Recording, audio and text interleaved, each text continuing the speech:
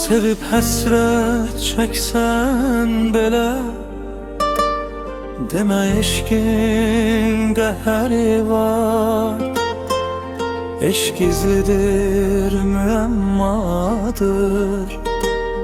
onun hər cür təhəri var.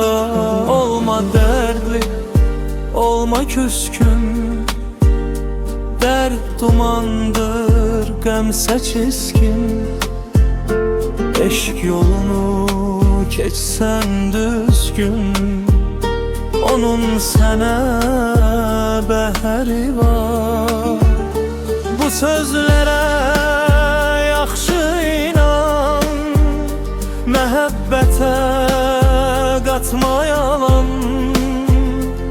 Dönüb olar şahmar ilan, səni sancar zəhəri var. Asim seçmə necəsini, çünki eşqin sarıb səni. Bir ayrılıq gecəsini, bir gün vüsal səhəri var.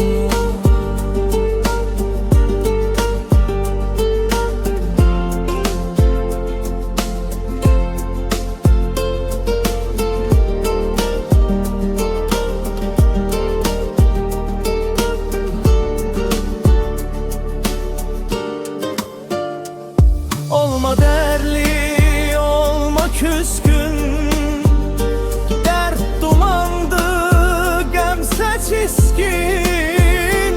Eşq yolunu keçsən düzgün, onun sənə bəhəri var.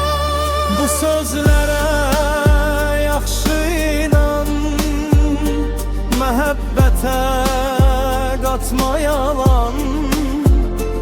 Dönüb olar şahmar ilan, səni sancar zəhəri var. Asim seçmə necəsini, çünki eşqin sarıb səni.